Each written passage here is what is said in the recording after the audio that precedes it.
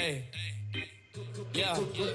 I got a pocket full of sunshine. I got some bitches in my life and they all mine. I got a pocket full of sunshine. I got some bitches in my life and they all mine. I got a pocket full of sunshine. Look at all these diamonds on my neck, bitch, they all shine. Looking at my jewelry for too long, you might go blind. I could put a bag on your head, that's a gold mine. Homie got the Mackie, got the Glock and the Tech 9. Camo with the Adidas track pants, I got the old kind. I just had a Pisces, she one night me, she was so fine. Mr. Nasty time I fucked the face, then she rolled mine. I got a pocket full of sunshine. I got some bitches in my life and they all mine. I got a pocket full of sunshine. I got some bitches in my life and they all mine. I got a pocket full of sunshine. I got some bitches in my life and they all mine. I got a pocket full of sunshine. Middle fingers up, I was screaming fuck the one time. Fuck the one time, fuck a job, fuck a lunch line. Fuck a fake friend, plotting, scheming, trying to take mine. Try to take mine, leave him hanging from a grapevine. She showed me that itchy yeah on her FaceTime. My day one bitch split the bread down the middle. She deserve a lot cause she was there when I had little. Got a white bitch but she fuck like she Spanish. And I just ate a pussy then she made me a sandwich. I got a pocket full of sunshine. I got some bitches in my life and they all mine. I got a pocket full of sunshine. I got some bitches in my life and they all mine. I got a pocket full of sunshine. I got some bitches in my life and they all mine. I got a pocket full of sunshine. Middle fingers up, I was screaming fuck the one time.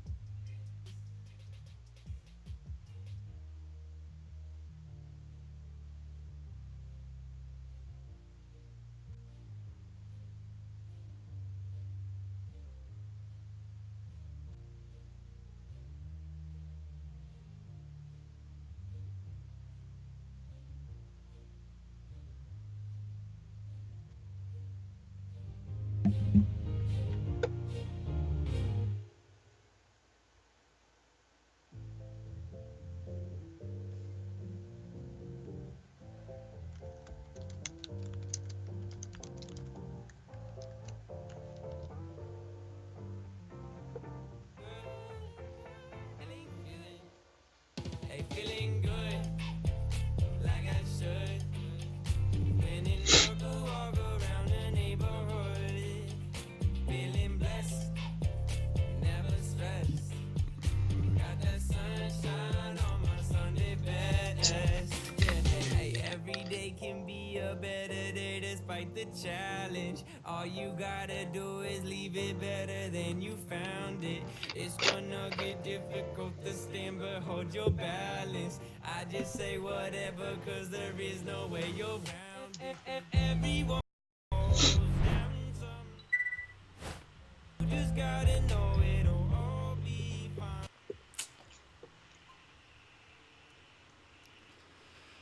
Alrighty, welcome everybody to the Fantasy Golf Bag live stream for the BMW Championship. Swept T1, thank you for the follow, man. I appreciate that. First time watching the stream. What's up, guys? Not much. We're gonna talk through obviously the BMW Championship 70-man field. As you probably heard the podcast this week, it was me and Axis.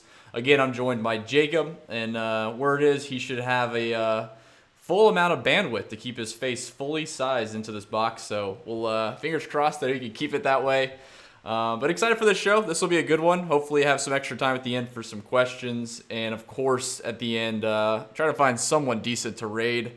We'll see how that kind of goes into the fall swing. And now that Ninja, I guess, moved over to Mixer and how Twitch works, I don't think it'll have too big of an effect. But I know the last one we had last week was a little bit out there. I was kind of scared he was going to stalk my account or something. So hopefully I can find one of those here at the last bit of the show. And of course we'll do some giveaways mixed into the show. Being as this will we might have another one next week. It might be a solo with just showdowns, but we'll kind of attack that when we get there. So I'll go ahead and bring in Jacob. I'll quit talking. How's everything going, man? You excited for the second to last week probably of the 2019 season? I am excited about it. Next week is going to be a little different, obviously. Top 30 at East Lake.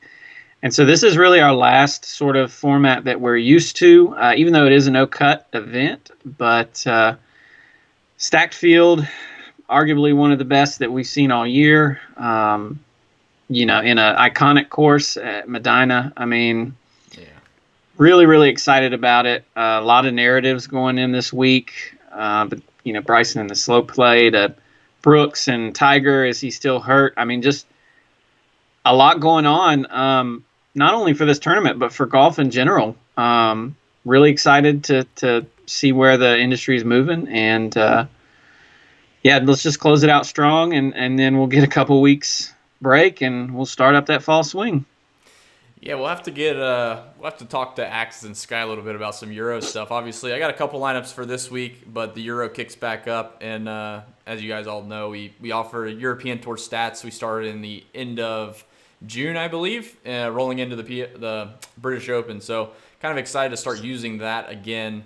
Certainly an edge there, as most people kind of just throw in lineups, being as the Euro Tour starts around 1 or 2 a.m. Guys just throw it in, late after they build some PGA. So looking forward to getting back into that. But as you said, the BMW is interesting with Medina, a course we haven't seen since 2006 as far as stroke play, and that was the PGA Championship.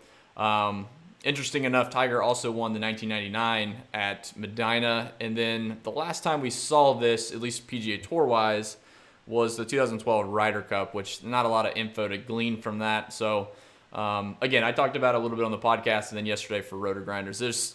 I try not to touch on course history. I mean, it was 13 years ago for 2006, but it is nice to see a lot of the same names playing this week that played back in 2006. So it's kind of tough for me to, like, a lot of these guys have good form coming in. Obviously, they made it this far in the playoffs, the second week, top 70.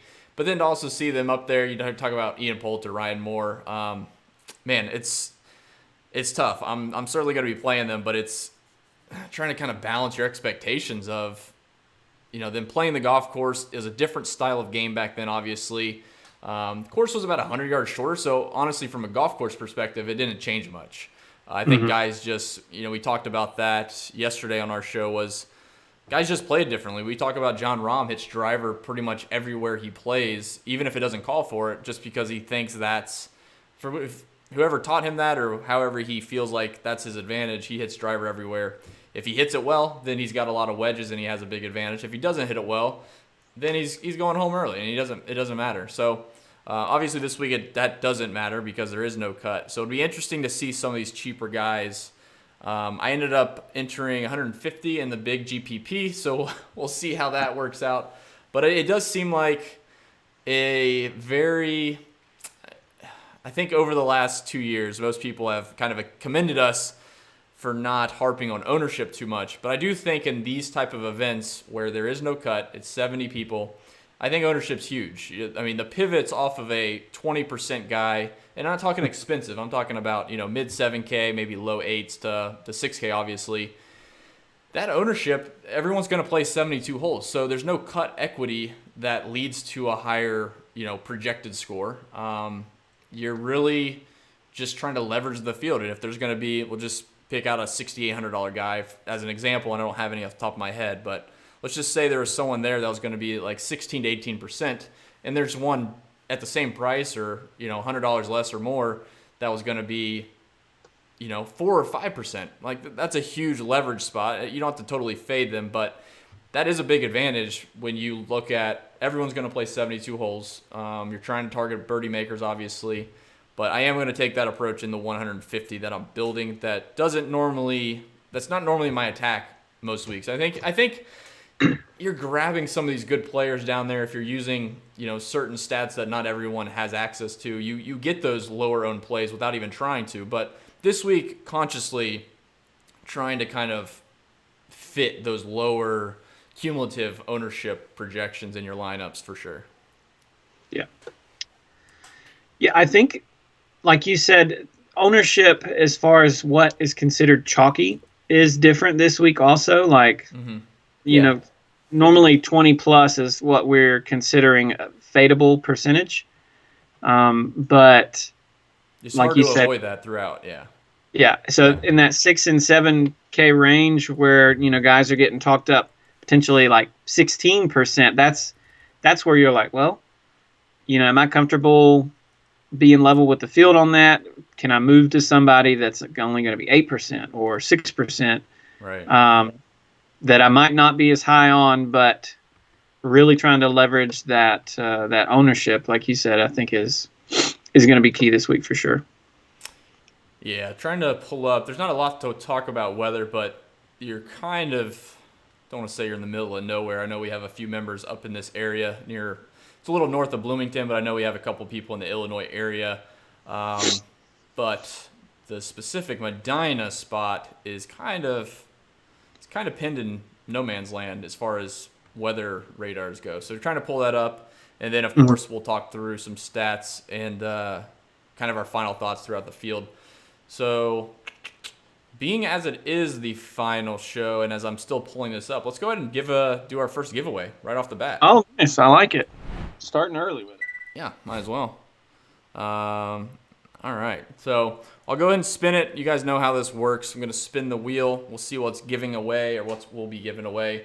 And we'll throw you a keyword to type in the chat. And, of course, if you're watching this on YouTube or Periscope, this will be held on Twitch. So you can hop over there, twitch.tv/redkachik, and you'll be eligible for this. Unfortunately, we can't do giveaways through multiple sites at once. So I'll take a putter. All right, let's go ahead and spin it. Let's see what the first one is. I'm surprised the wheel came up first time. I think it's your bandwidth.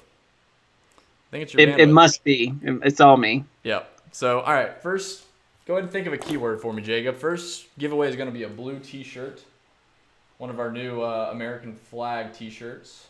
I know you can't hear me very well when I turn away. So, horse player's been dying to get one. So, what's the keyword for me this week? I think the keyword is going to be slow play. It's 2 words, dude. One word, man. Come on. One right, word. We're doing slow. I can't do that. The confusion. Oh, come on. You're killing me. Sorry. You're killing me. You gotta kind of cater to the audience here. Slow. Gators 904. If you typed in slow play, go ahead and type in slow again. I'm trying to keep this simple. You gotta. Because one more word makes it difficult, apparently. Well, I don't know, man. Spaces. People, put the wrong space or they put a space after. I don't know how this works. Yeah, stack bundles is just too slow. There you go. Yeah, there you go. Ex Babada, I assume that's how you pronounce it. Thanks for the follow, man. Appreciate that, man or woman. You just never know, man. You can't just say men. I saw the Twitter video the other day. No gender, specified language. It's offensive nowadays. So, do appreciate the follow, man. I still messed it up. All right, we'll go ahead and roll this. That guy's got a sloth. So, about 3 seconds here. I'll roll it, and then we'll hop back to the weather. Of course, we'll do a couple at the end of the show. Yeah. As always, Bryson. I mean, that's a synonym. I mean, I basically said Bryson, so. All right. Congrats to Stephen Morgan 4. Nice. I don't think I've seen him in there before. Looks like a first timer, maybe. Stephen, congratulations. Go ahead and DM me on Twitter. You might be able to send a message through Twitch, but just send me a message however you can get me. And we'll get your size and we'll get that shipped out on Friday morning. Congrats. We'll do 2 more, guys, or 2 or 3 more at the end of the show. But did want to go ahead and get that out of the way first. And let's go ahead and touch on the weather. I think I pulled up a decent satellite, or I guess not a satellite. What do you call these things? Station. Thank you, weather station. That's perfect. Perfect verbiage. Obviously not a satellite. So looking at Thursday and Friday, again, I think this will be a lot like last week. No weather. Tee times are going to be a little bit later, and they're not going to be too spread out. So again, I'm not trying to bring up the weather in terms of trying to find an edge in stacking. I think if there was weather, you could always look to that AM, PM. But I do like to touch on the weather every week just because some people may not know what to interpret. Like, I know we've touched on the past, and Horseplayer has been really good about this. You'll see some of these gusts, like 7 a.m., 20 miles per hour. Let's just say 12 and 1 o'clock was 20 mile per hour gusts, but that kind of average sustained wind was right around 8 or 9. Like, those gusts are going to come and go. There's really no way to predict that, and that's not a means to kind of stack the AM and avoid that. So do like to try to break down the weather a little bit. As far as Thursday goes, always in showdowns, the tendency would be to try to get the AM guys, as many in your lineup as possible. They tend to get the softer conditions. Even Monday or Tuesday, I know Fried Egg Polly, who's a very good player. He was out there at Medina. I think he's local to that area, and he was talking about, the conditions were really soft in the morning, and then as the afternoon kind of wore on, the fairways firmed up, the greens firmed up. So those guys that do tee off early or earlier will have a little bit of an advantage versus the PM. And then, again, that's strictly for showdown. I think for a normal slate, you're not really looking to it. So Friday kind of brings up a good example as far as those gusts go. You can kind of see it's 7 to 9 miles per hour pretty much throughout the day. You'll see these gusts popping like 20 at 8. Really strange, honestly. 14 and 20, 13, 22. I'm not sure how they can determine which hour the gust is hitting and not 9 o'clock, but yeah, like those are the things you'll see, and there's just no way to predict it. They're gusts, they're not sustained. I wouldn't worry about that at all. So I see some rain, but it's like 0 and 0.01. So again, nothing concerning. It should be good weather, a little bit cooler than they saw last week. I did see Tiger sweating bullets today, but yeah, it looks pretty good. I'm looking forward to it. Any thoughts from you, Jacob, on the weather? It looks like a moot point. Yeah, no, I think it is a moot point. Sorry. No, like you said, we can't account for those sort of small areas where there might be gusts. So play good players, and whoever you feel good with, just roll with them. Drew, I think you and I were talking before we went live about, it's a little bit of a unique week where, we don't have to account for Thursday, Friday weather that much.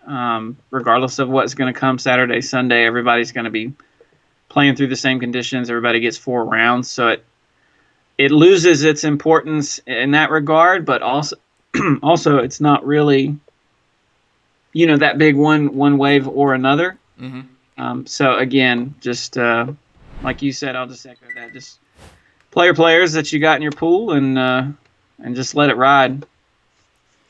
Yeah, let me C-Score mention we got 70 guys in this field. I think we can get through them pretty quick with our final thoughts. So trying to hit on a little bit of this course stuff that we don't normally get to. We run out of time.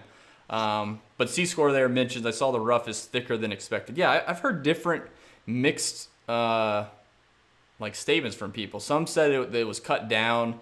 It's always it's generally graduated. So like when people say the rough is up in certain areas, like it doesn't change week to week. It's usually graduated. They'll have the fringe, the first cut, and then they'll have that first cut of rough. It'll be 2 inches or so, 2.5 inches, and then it'll start getting to 3.5, 4 inches the further out you go. The interesting thing with the PGA Tour, again, is you can't really account for it statistically, but the guys, this was a big deal back in like the late 2000s. Guys, the further off they would spray it, the grass would be trampled down from the spectators, and you would have better lies than if you were like literally 2 yards off the fairway. Yeah. There's no actionable advice there, but I thought that was interesting. Trying to pull up this picture real quick. I think Skylar of the Golf Gurus retweeted it, and now I just got to find it really fast. While you're pulling that up, I did see a post recently where Keegan Bradley had mentioned that the differences between back at the Ryder Cup compared to now, and his one mention was the rough was thicker. But like you said, I've seen conflicting reports where some people said the rough is down and it's rolling out more. Other people are saying the rough is thicker. So I'll go ahead and transition. This was kind of the pictures I was going to bring up. So this is from Will Haskett. He has a podcast. I'm not sure what he actually does, but it's the Perfect Number podcast, I believe. Mm-hmm. It's a good podcast. Probably one of the lesser known on there. Skyler, I think, got me on him, and the guy's super sharp. He had Rufus on this week, a very good interview. But you can kind of see some of these pictures. I mean, it looks good. And then he had one right here. Now, I don't know where this was on the golf course, but that's nasty. Like, that's serious rough. Yeah. I mean, I hate when guys will show videos of them, like, dropping a golf ball and, hey, look, you could barely see the golf ball. Yeah, I mean, if you're dropping it straight down into the rough, and it depends on which way the grass is laying, yeah, you're not going to be able to find the golf ball. But I'm not sure how far off the fairway this was, but, I mean, that's pretty nasty. Mm-hmm. I don't think he described it. All he said was it's long, lush, hairy, big, and hard. So, strokes gained, lush, hairy, big, and hard. Good luck with that. Wow. And then the last thing I'll touch on real quick before we dive back into the players, I do want to give a quick shout out to Giant Beer. Obviously finished 17th last week in the WGC, the FGWC. And he wrote us an article talking about the key proximity numbers and who is trending up and down coming into this week. So really appreciate him writing that article up. He gives us his top plays and guys that really stand out to him. So definitely give that a read if you haven't already, and you can find that on the homepage under Giant Beer's Microbrew. The guy loves his beer. So, all right, man. Let's start at the bottom this week. I know was it Lou that talked about, he maybe half jokingly in our chat said it's time to talk about Adam Long. You know, I got some Adam Long shares this week, and actually his T20 number was like 11-1 or 12-1 or something crazy for a top 20 in a 70-man field. So I went ahead and hit that, and I just feel like he's popped enough this year, and his irons still from last week were not that bad. So looking down in this low range, a couple that stood out to me, and I'll kind of work through the entire 6K range, and I'll let you have the floor. The one that I was talking to a couple people today about that really struck my interest, I kind of skipped over on Monday's podcast. You know, I touched on Emiliano Grillo. Obviously, his form looked great coming in. His irons last week looked great despite missing the cut. But the one just above him, Keegan Bradley, obviously ball striking fool all year, can't putt. Mm-hmm. Coming into this golf course, he's really interesting. I was going to pull up his projected ownership. I meant to have that up already. Give me 1 second. But he's a really interesting one. Like I said at the top of the show, trying to find some of these guys that may not quickly pop out to you. If you can dig in a little bit, find them a little bit lower owned, I think that's a big advantage this week. Yeah, Keegan, 6.7% projected ownership.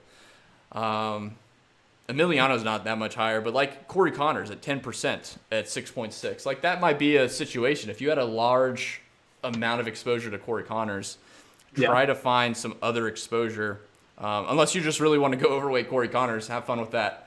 But I do think in this, mid 7K down to the 6K range, if you can really leverage the ownership the best you can, that'll probably help you the most this week in GPPs. Yeah. Any thoughts in this range down here? I like the Adam Long call again. I like going back to him at sort of bottom of the barrel pricing. His extended approach numbers, I know we've sort of harped on him the last probably month or so, and these approach numbers are sort of what drew you to him initially. Mm-hmm. So, over his last 5 events, those numbers still look really good, especially for a guy that's min price that's guaranteed 4 rounds. I mean, seems like that's the kicker. The kicker is the 4 rounds. It's almost like It's like, there's no I perfect would say example. a free square, but No, not a free square. I'm saying like compared to like other DFS sports where you're always looking at value and everyone should have the same amount of time on the court. We'll say basketball. Opportunity might be different, but you're trying to compare it to their price. In this, everyone's going to play 72 holes. So there's no, like I said, there's no cut equity where a guy that may have very, high variations in missing the cut, making the cut, he's priced down there and it's really risky. This week it's not so risky. There's almost more of an advantage if you can grab him, kind of like the WGC where Adam Long was, I want to say, the 4th or 5th lowest priced guy and ended up 14th highest scoring in DK points. Like that's the kind of stuff you're trying to look for in this week. Yeah.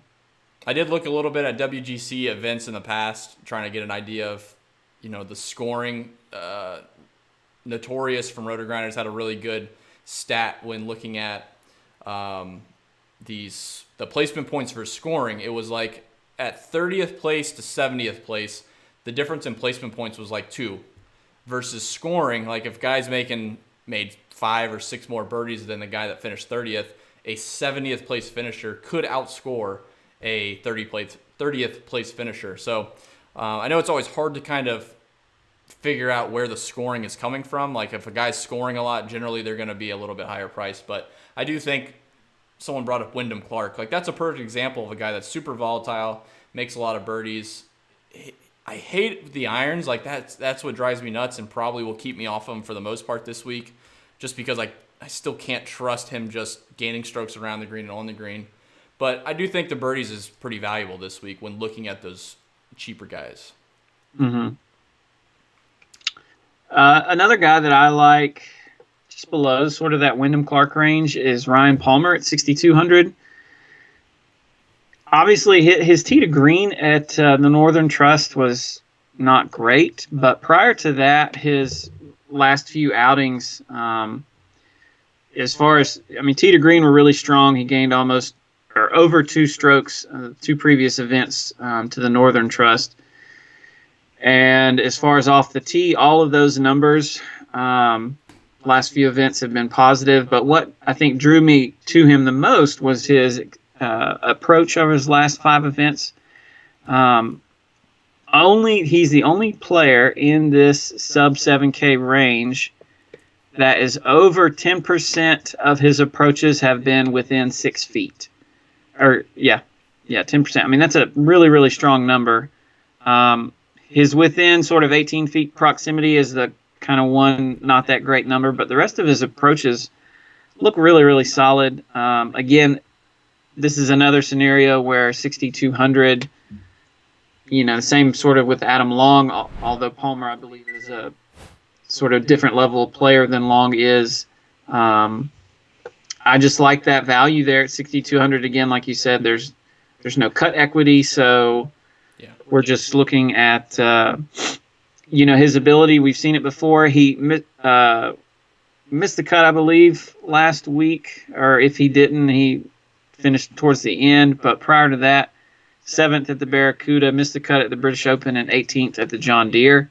That 7th was his second top 10 event in his last 4 or 5 events, dating all the way back to Charles Schwab in the end of May. So that was kind of dated, but still, we've got some form there. It's not like we haven't seen him. It's not like we have seen a run of bad form. So I don't mind that Palmer play at 6,200. I do like the Connors call at 6,600, but it sounds like some other people might as well. Yeah. And so my pivot off of that would be Siwoo Kim, just below him at 6,500, whose irons have been kind of through the roof his last few events. He's another one that really pops as far as extended approach. He comes just under 10% of his approaches being within 6 feet. Almost 40% of his approaches are within 18 feet. Really, really strong numbers. We know how wild he can be off the tee. That's just the chance you take with Siwoo. He can light it up or he can, go the wrong way. So that's certainly the risk that you take with him. But if you're looking for a pivot off of a more popular, perceived popular guy like Grillo or Connors, certainly Siwoo I could stand to play a little bit. Yeah, Siwoo coming in at 2%, so a pretty good pivot there. And obviously his irons last week. I don't think he ever keeps his form for very long. He's still sporadic. Yeah, But I mean, got to jump on him quick. Yeah, either jump on him early and you stay on him, or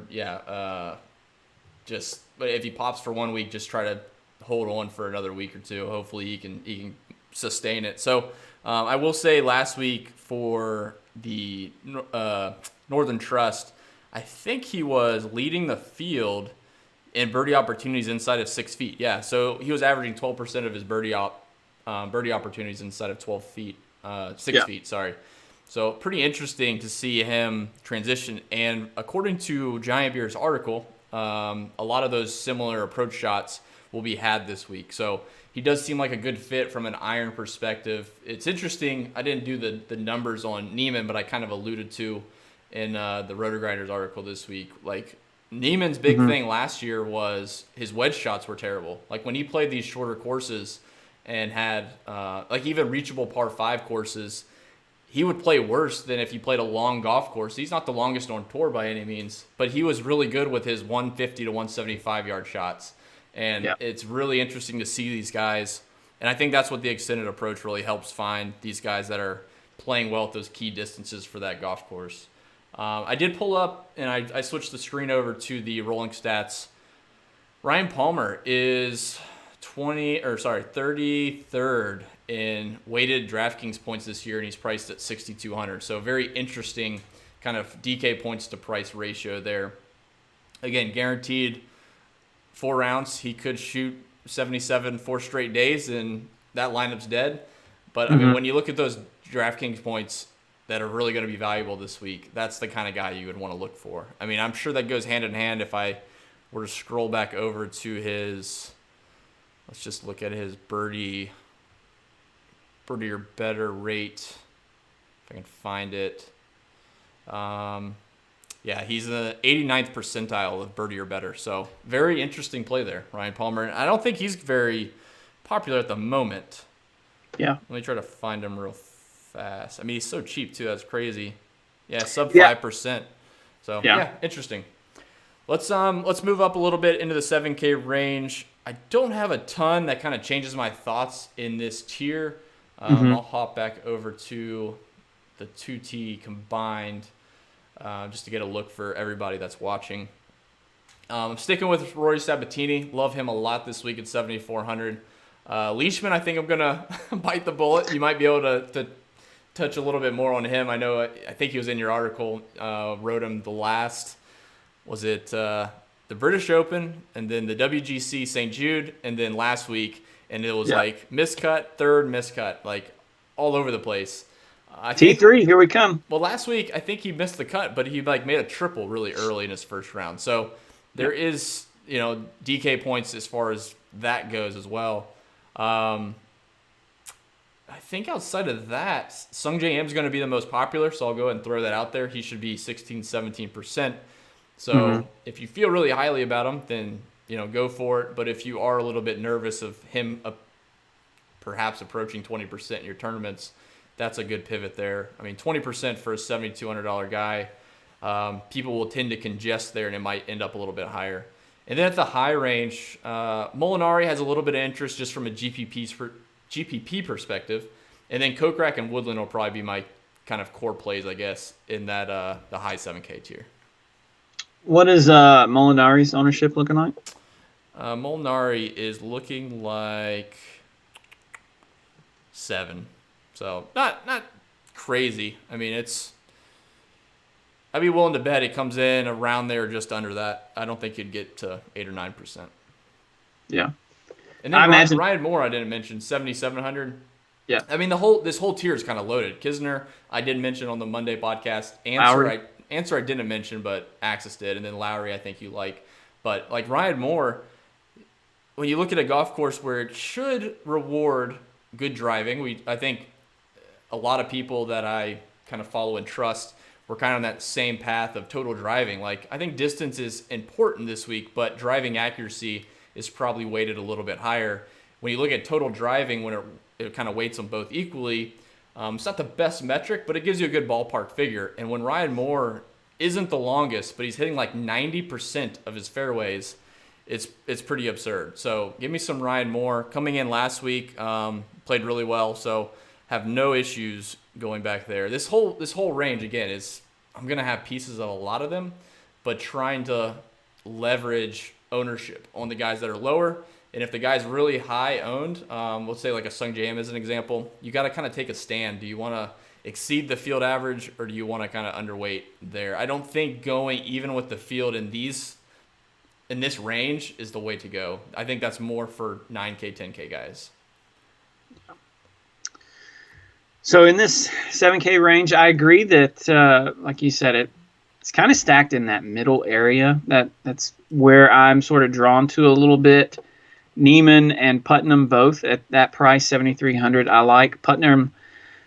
Really came on strong his last two events, and that's what we've seen out of him, honestly, for like the last month or so. He started off kind of slow. I think it was at the Scottish or Irish, and then he had two probably sub 65 rounds prior to the Open. And then last week he kind of, meandered along a little bit for the first two rounds, and then I think he shot 5 under each of the last 2 days, if I'm not mistaken. I know Sunday he was 5 or 6 under, and sort of backdoor to top 10, but birdie or better over his last 2 events. He ranks in the 92nd percentile, so 7,300. I think that's really good value. I can get on the Sabatini train with you at 7,400 also. Like I said, just a lot of guys in this middle range. Leishman, 7,500. Lowry, I played him last week. I can get back on that. The answer thing stung because I've been playing him on and off for the most part all year. And the one time, I can't. I've probably written him up right up there with Jason Day as the most in my contrarian articles. And of course, he goes and hits his irons like we know he's capable of. And off the tee, I think that event he was like tops off the tee, strokes gained as far as we're concerned. 7,700, I don't mind that, but I'll probably go Molinari just to swerve a little bit there. Obviously, he's known for his long iron play, and coming under a little bit under the radar, I'm more than happy to jump to a top 12 or so player in the world who has not been as awful as it would seem this year. In this stacked field, easily I could go to him on his pedigree alone, 7,800. Yeah, so trying to catch up on a couple of the comments. Thank you to a gifted sub to B. Higgins, Precept, MC, and Sai, I assume is how it's pronounced. Going back up to, so Jedlow mentioned a couple of the comp courses. I do think, Aaron Hills I don't think is a very good comp course just from the driving accuracy perspective. That golf course wasn't that demanding off the tee. I think this one will play a little bit tougher. It's not going to be as just wild with the tee shot. So I would probably take that one off. Oakmont's probably a similar one. Memorial is kind of iffy. I do like Torrey Pines. And then I think someone mentioned Palmer had a T13 at Torrey Pines. I thought he had something better than that. No, 13th. Yep, you're right.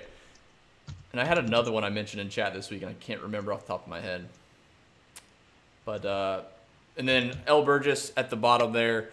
Any Furyk love? I do like Furyk this week. I don't think he's too short for this golf course. I'm not sure where I've heard all the different people talk about this being a less than driver golf course. It's not going to be a less than driver golf course, but it's not going to play out of these shorter hitters' hands. He played well in not just him. I think he finished like top 30 in 2006. He wasn't very long then either, and the other guys were much longer. But even at the top of the leaderboard, you had Luke Donald and Steve Stricker. Yeah. Like 3 other terribly short guys that were all around there. And I think they were still making a ton of birdies. It's going to be much more about kind of total driving than just distance. So, yeah, I don't think there's anything wrong with Furyk this week. I'll be playing him for sure. This was kind of the range for me that I decided to enter to kind of MME that $8. Because when I hit, Woodland and Kokrak, Moore and Kisner, you kind of talked me back into Leishman. I like Sabatini. Like all these guys I wanted pieces of. And there's no way for me, especially in a no-cut event, to really feel confident about one over the other.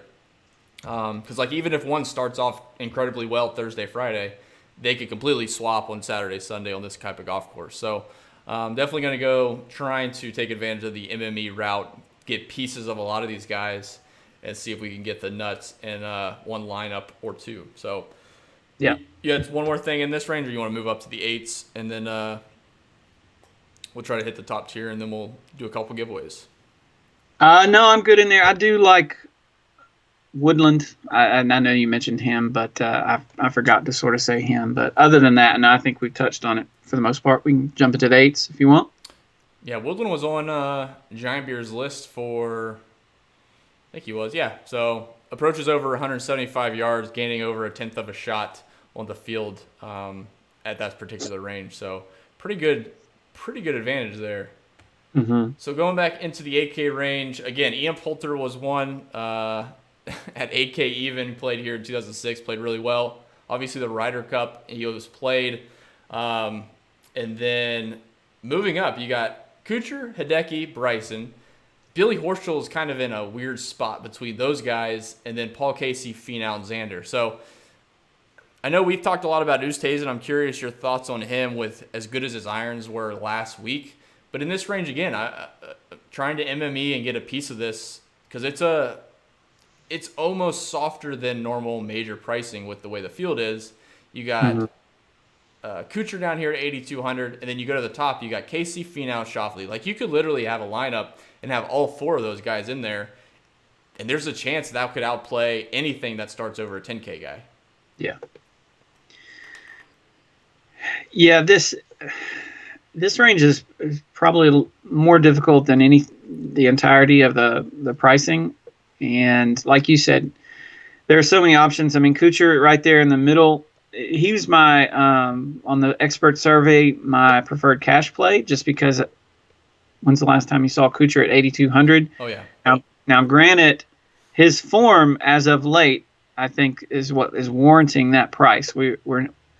He was on that really, really hot stretch for the longest time, and his last few events have not been anything to really write home about. He missed the cut last week, 43rd out of 70 something in that WGC event, and then sort of middle of the pack, made the cut at the British Open.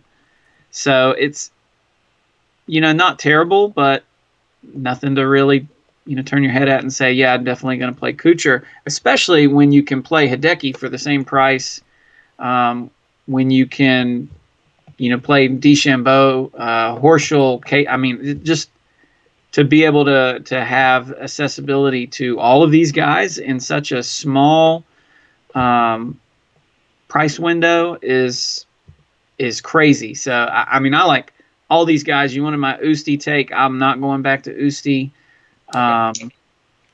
Yes, his irons were really good, but I think he's really similar to Leishman, and I'm trying to think of some other really streaky guys. I feel like Hatton's really streaky. It's kind of rude to put all the foreigners in one bucket. I knew you were going to say that. It's nothing to do with their. No, he is certainly sporadic, and he also withdraws, and it's terrible when you put 80% of that into a milli maker, and he withdraws Thursday morning. So exactly, I know that was gonna strike a chord with you, but but especially as popular as I believe he's gonna be, he's getting talked up everywhere. His iron, his approach is getting talked up everywhere. I mean, I like him as a player. He's got one of the best swings I've ever seen, but I will not be playing him this week. I will gladly play X at 8,600. Billy Horschel, any of those guys, Matsuyama, Kuchar. I'll even go down to Day and save a little money so I can jump up into the 9s before I play Oosthuizen. Yeah, I'm curious. Like Xander's ownership right now isn't terribly high, but looking at last week, Mm-hmm. I mean his game looked good. He just couldn't putt. So obviously he missed the cut. He didn't hit anything close. Inside of 12 feet, it was 25%, but inside of 6 feet, he was only 5%. Like, he didn't hit anything very close to make a lot of birdies. If you look at how many shots he gained on his approaches, or how much he gained on his approaches, 35% of his shots, he did gain over a quarter of a stroke, which is awesome, but he only gained more than half a stroke on 2.9%. So when I look at that spread there, and I look at a lot over a quarter of a shot he gained on every single approach, or 35% of his approaches gained over a quarter of a stroke, that looks like consistency to me. And then when I go and look at his actual traditional stats, he had 85% driving accuracy and 72% green regulation rate last week, 30 putts for the 2 rounds on average. So he is super interesting. Like, that might be, like, in this range here, my lean, and I don't know if Chris Farrader's in the chat, but I'll go ahead and give you my hot takes in this range, man. Hideki's probably going to be a 100% fade for me, and I would probably have more shares of Finau and Xander at 85 and 86. Like, that would be the stands that I would make. Where most people, I'm not sure. I probably need to go during this offseason to go kind of find some of these old historical ownerships, because I feel like most people take stands in the very high range or the very low range. Very rarely do I think people just sit in like 9,100 or 992, 9,000 or the 8,500 range and like, oh yeah, I'm going to be, 30% or 40% on this guy. Normally it's like, oh, DJ's at 25%, so I'm going to go overweight at 40%. Or it'll be very low, Keegan at 7,100, and they'll say they're going to go overweight there. So I don't know how much ownership will kind of spread in this range. It does look pretty flat, around 10 to 15%, but that'll probably be my lean there. Okay. Going into the 9 and 10K range, and then we'll do a couple giveaways, and we'll get these folks out of here. They can set up their Euro lineups, and then we'll do a raid to hopefully get some good juju. Again, thank you for the gifted subs. If you guys haven't already, you can subscribe if you have an Amazon Prime account. It's actually included, so it costs nothing to you. I think there should be a subscribe or a sub button at the top, and if you click that, you can do it, and it's all included. Costs nothing. If you do want to subscribe, always appreciate it. I think it's like $4.99 a month for the Twitch subscription, so always appreciate it, but of course always free, so not mandatory by any means. Let's hit the 9s and the 10s. I think in this range, I don't want to be, kind of keep repeating myself, but I do think I'll get a good touch of the high range. The low end, I will skip over a good chunk. I shouldn't say a good chunk. I was counting Spieth in that range. I'll probably play Adam Scott and Webb, and then skip to the top with Cantley and Thomas. I'm still considering Thomas in the 9K range. So any thoughts in that tier? 1 or 2 guys that stand out to you, or 1 or 2 in a negative way that stand out to you? Like Reed feels good coming off a win, but I kind of want to just put my ownership elsewhere on this type of golf course. So Fleetwood not getting any chatter at an even 9,000, I like. Coming off that strong finish at the Open. Well, I should say he kind of floundered a little bit, but still had a good finish at the Open. Made the cut last week, wasn't really impressive. Kind of middle of the pack, finished T43.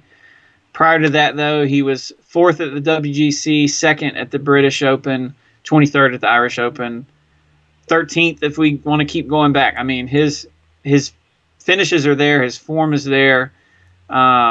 He's played in this event before, granted, not this course, but he's been in this sort of environment before.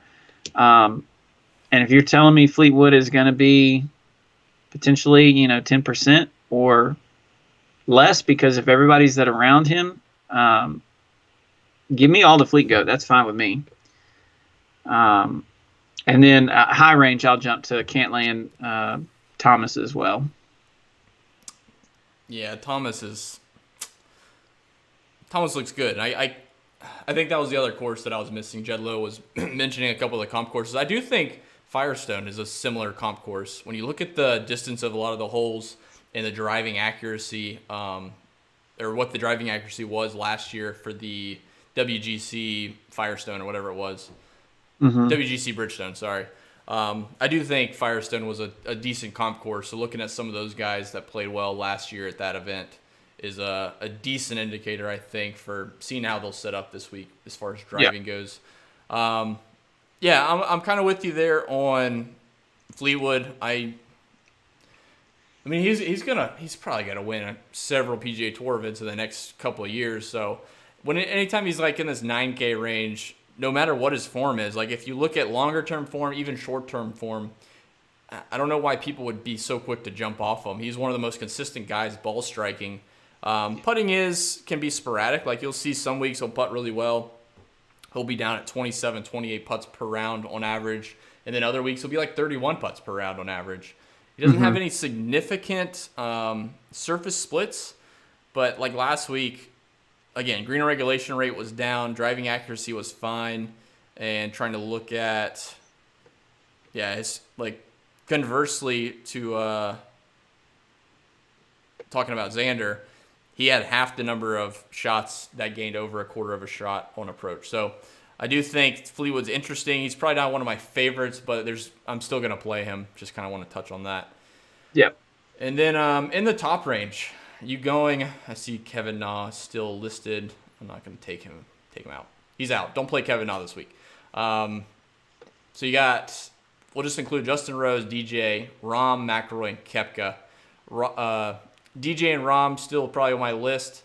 I've been trying to kick around the idea, especially in MME. Like I feel like if I fade them both, it kind of leverages your overall player pool.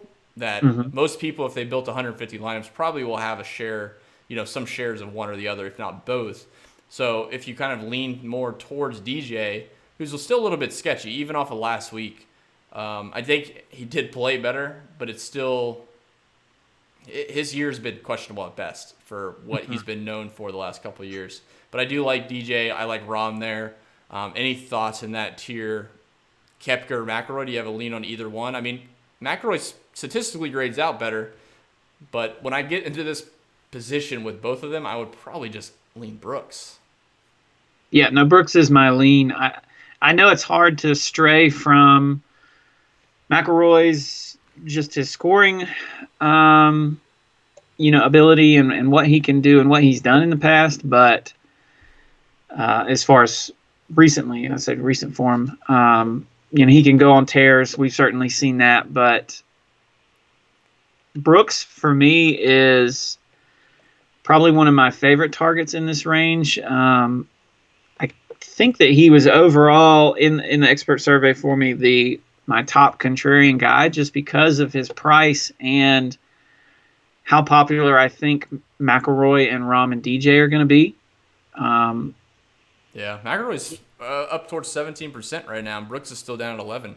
So this is a time where we can find comfort in 6K guys like, an Adam Long or a Ryan Palmer or a Corey Connors, or two of them, and have no problem playing Koepka, Cantlay, X, right? Like it makes sense to give yourself that potential win equity, especially if you're gaining leverage against these other popular players.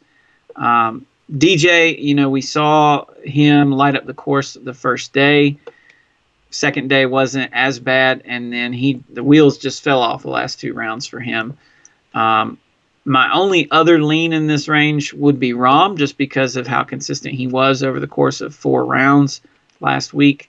But sort of, gun to my head, I would definitely choose Brooks in this range over everybody else. So I'm going to try to catch up on a couple of the questions so that we don't miss too many. Mine wasn't scrolling automatically, but I don't want to miss you guys. Someone mentioned, I think it was Jed Lowe, said, missed the Tiger Talk.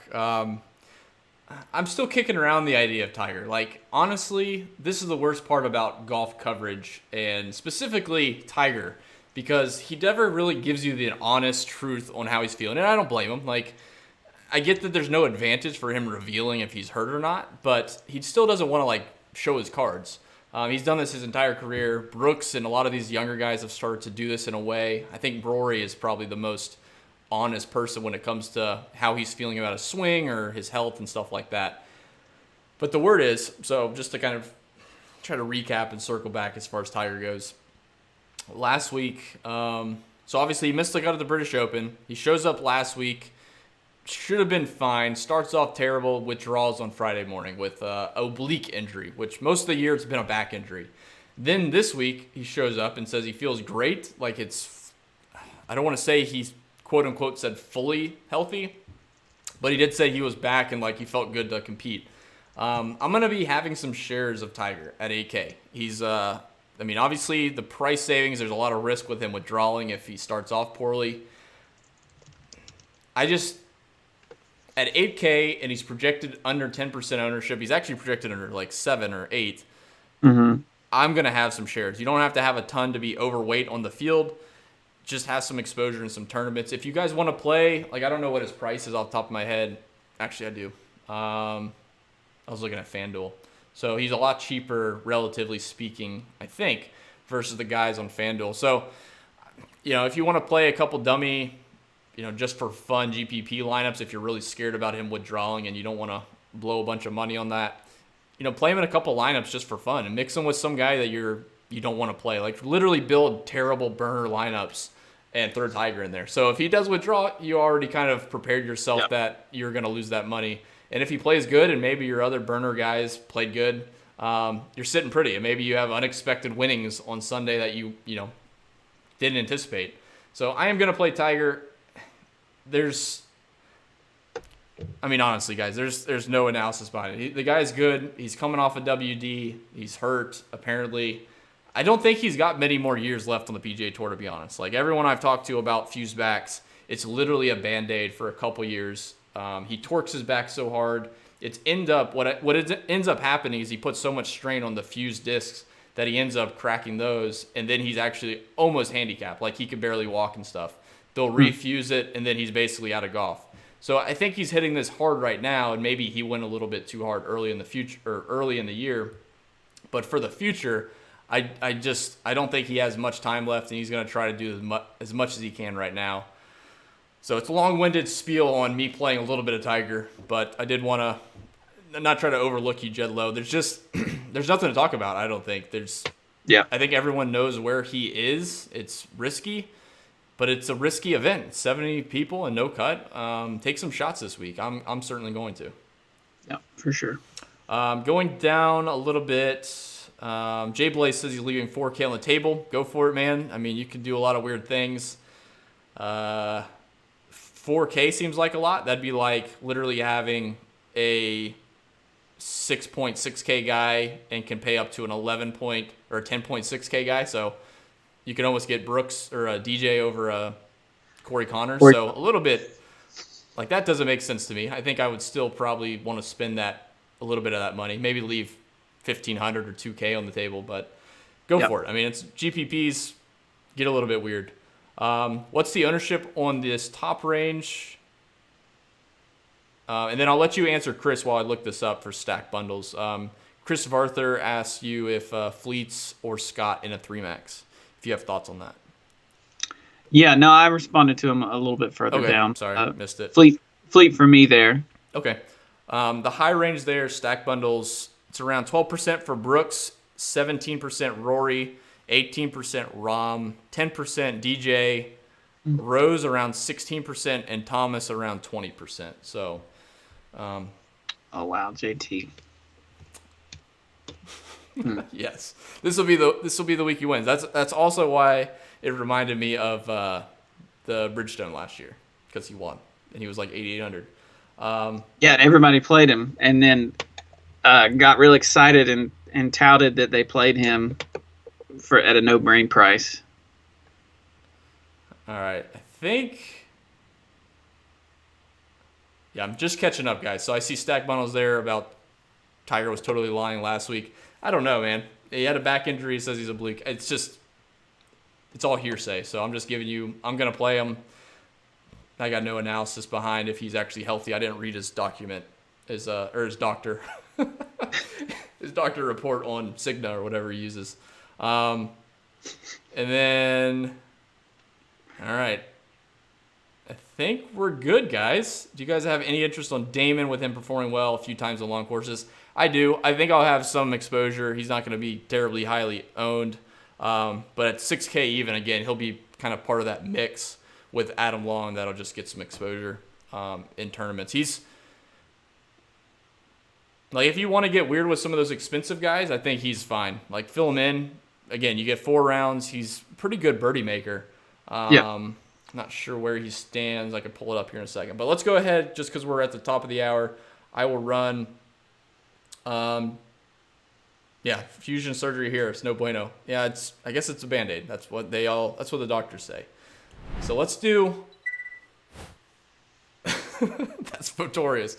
We'll do 2 more giveaways here, and then we'll do a raid. Again, guys, thank you so much for tuning in. Really the whole season. I'm excited for the rest of the year. Obviously, we kick back up pretty quick, and then the Euro stuff doesn't stop for us. It's like a good mix. It's exhausting, but it's also fun. Gotta love some golf DFS. So always appreciate you guys tuning in and doing what you do. We appreciate it for sure. So let's go ahead and spin this thing. We'll give a 2 out, and then we'll go raid someone random. Hopefully they're give us some good karma for the week. All right. Red t-shirt. And the giveaway code is, or sorry, not code, the keyword for this one is going to be Tiger. I could have done fused back and all kinds of weird things. So Tiger is the keyword. Worker cut, please refrain from using too many symbols.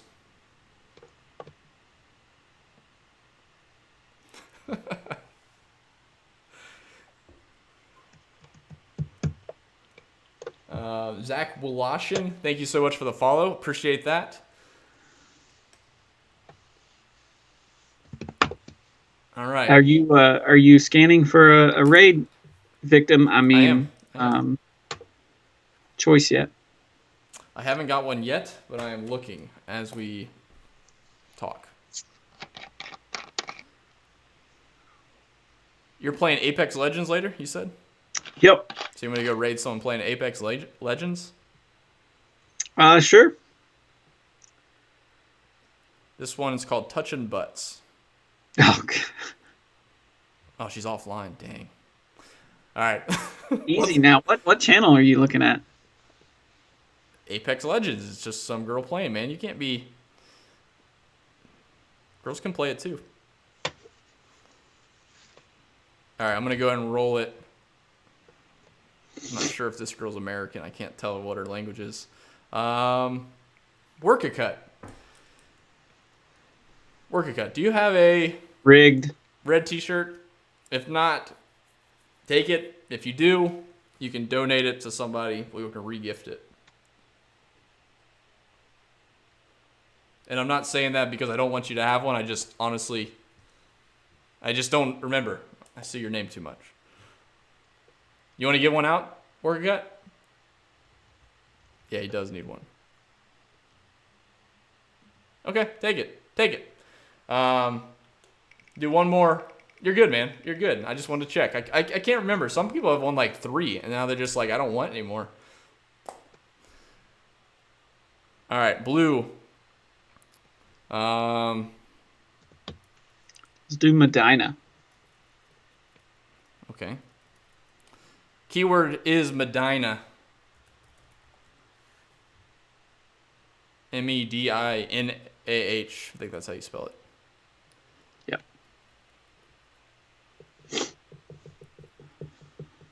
Medina. This girl's not even talking. We can't do Apex Legends, man. These people aren't fun. They get serious, man. I'm not playing that. Yeah. I need fun. Fortnite is the It's what the kids like. There's a just chatting channel. I could just like do some random. Medina.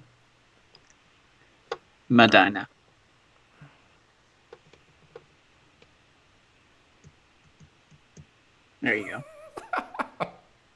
Dude, there are some weird people in the world.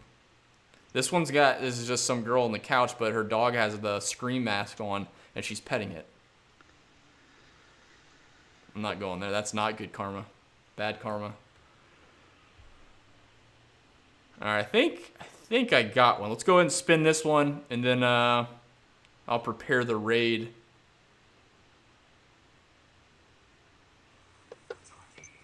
Just kidding. Not English. All right, I'm going to go ahead and roll it, guys, and then I'll let Jacob give his final thoughts as I peruse the internet. Yep. C Did you roll? score 2. Do what? Oh, never mind. That's it. C score 2? Yep. Blue t-shirt for C score 2. Congrats, man. Congrats, everybody.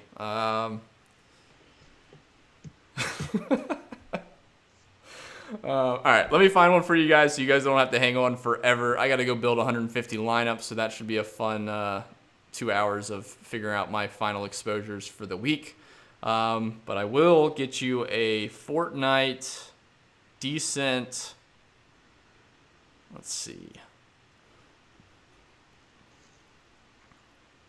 Should do that one guy from like a couple weeks ago.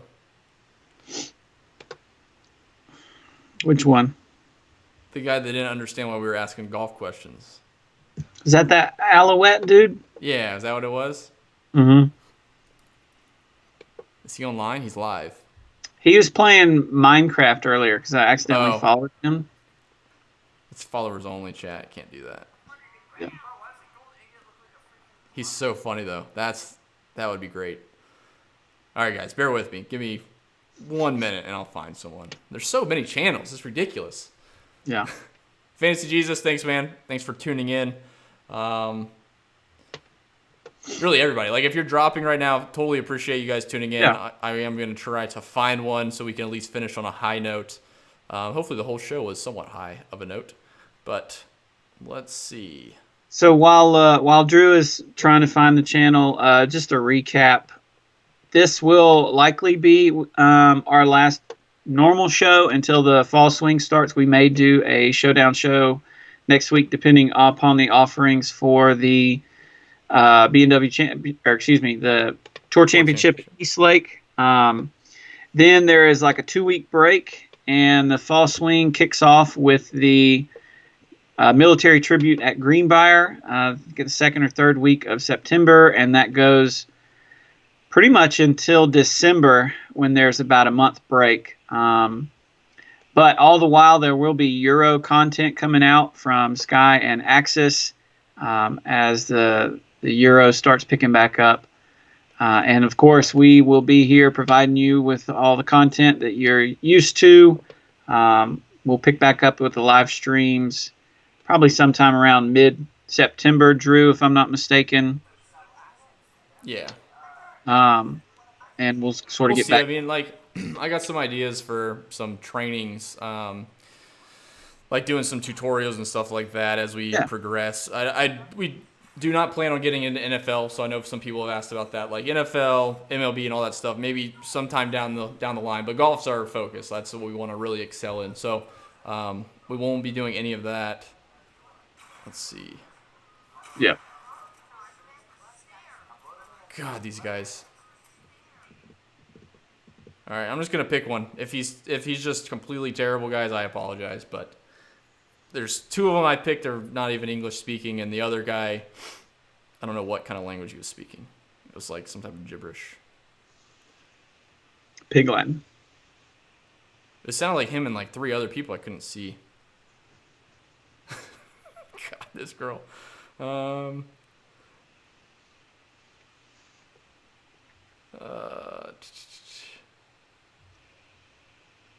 right. Orange Man, this one's probably for you. I think she's English.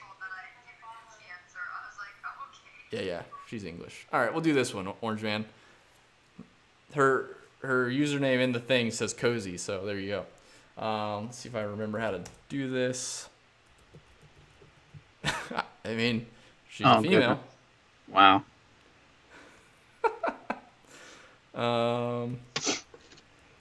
Should work. Okay. Cool. So it's queuing up. Give it about 10 seconds. Again, guys, always appreciate you tuning in to the Fantasy Golf Bag live stream. Hopefully you tuned into the podcast. I don't mention it every single week, but if you do leave a rating and a review on our podcast, that always helps us out. And, of course, you can find all of our stuff at fantasygolfbag.com. So good luck this week. We'll be around. You can always find me on Twitter at RedKachik. You can find Jacob at JKRayASU. Skylar at Axis you can also find. But we're always here to help. We enjoy doing this stuff, and we appreciate guys like you that always tune in and support us. So really appreciate it. We'll go ahead and drop into this raid. Hopefully it's a good one. And good luck this week in your contests. Jacob, appreciate it, man. Yeah, man. Good luck, everybody.